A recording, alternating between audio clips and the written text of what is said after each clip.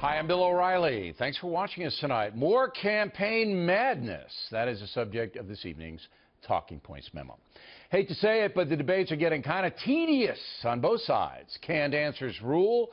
Very few thoughtful responses. Most of the questions easily deflected by well-rehearsed politicians. Last night in Milwaukee, Clinton and Sanders faced off once again under questioning by two PBS anchors. There were a couple of moments when things got interesting. One was a Sanders criticism of President Obama spoken before the debate. There is a huge gap right now between Congress and the American people. What presidential leadership is about is closing that gap. And you don't think President Obama has successfully closed that gap? No, I don't. The kind of criticism that we've heard from Senator Sanders about our president, I expect from Republicans. I do not expect from someone running for the Democratic nomination to succeed President Obama.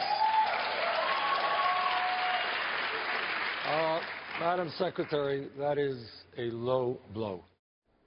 No, it wasn't. Mrs. Clinton's poke at Sanders was smart and will rally Obama loyalists to her cause. Hillary won that round. But she lost this one. Nearly half of your financial sector donations appear to come from just two wealthy financiers, George Soros and Donald Sussman, for a total of about $10 million. You have said that there's no quid pro quo involved. But is that also true of the donations that wealthy Republicans give to Republican candidates, contributors including the Koch brothers? I can't speak for the Koch brothers. You're referring to a super PAC that we don't coordinate with, that was set up to support President Obama, that has now decided they want to support me. They are the ones who should respond to any questions. Baloney. Soros coordinates with all powerful Democrats. He is a puppet master, a seeker of power behind the scenes. Secretary Clinton's answer was disingenuous. Word of the day. Disingenuous. And she completely dodged the issue. If she is going to condemn big PAC money going to Republicans, she can't take cash from Soros and rich Democrat PACs. Excuse me. I said she can't. Of course she can, because her supporters don't care. That is the crux of this memo tonight. Devoted followers of a politician pretty much will accept anything from him or her. When Richard Nixon was forced to resign his presidency over Watergate, about a third of Republicans still supported him. It's obvious in this campaign the followers of Bernie Sanders and Donald Trump, to give two very vivid examples, are not expecting precise political analysis. It is the tone those candidates strike that is driving their support. As I told Mr. Trump earlier this week when he appeared on The Factor, the federal courts would never allow him to deport 12 million people. They would block that, as all of those living in the USA right now, even illegally, are entitled to due process. Mr. Trump disagrees with me. That's fine. But legal precedent has been established, so I have to report it. On the Sanders front, there is no way his draconian taxation vision could ever come close to covering his endless list of entitlements, including free public college tuition. Thus, the current $19 trillion debt would explode even further if his policies were ever implemented.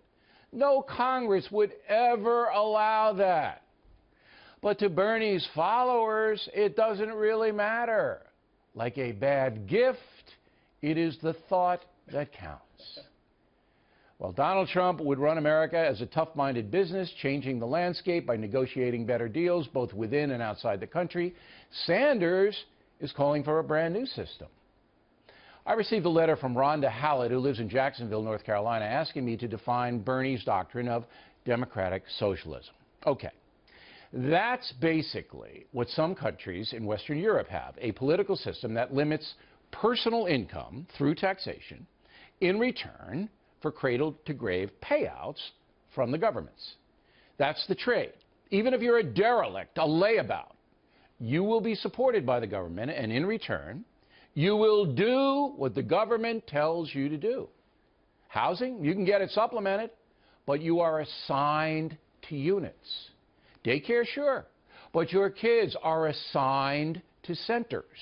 Same thing with your doctor, dentist. If you cannot pay privately, you go where you are told to go.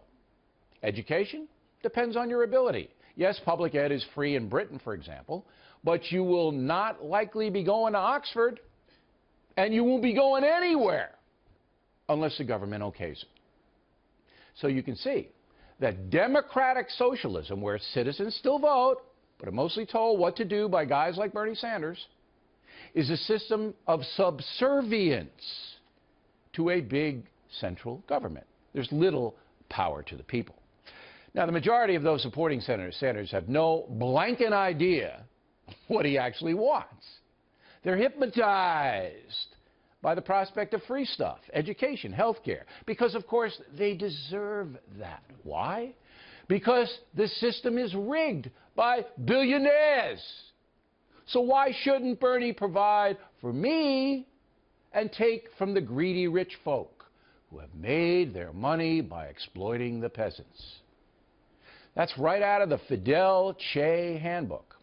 But again, Talking Points submits many of those voting for the Bernmeister have no idea who Che was, or who Karl Marx was, or even who Fidel is.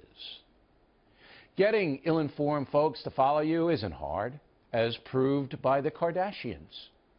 A dose of flamboyance mixed with some passion and more than a smidgen of resentment can rally some people who don't know very much. Talking Points has spent time in 80 countries around the world. There is no place where opportunity is more available than America, which is why millions of people have furtively entered this country. Even capitalistic powerhouses like Switzerland and Singapore pale beside the capitalistic colossus we have here. But capitalism is not easy, and there is no Uncle Bernie to provide if you do not work hard and educate yourself to succeed. Sadly, many would forfeit their right to prosper in a major way for the false security of a government-controlled economy. But those folks, the Bernie people, remain a distinct minority, as we will see going forward. And SMM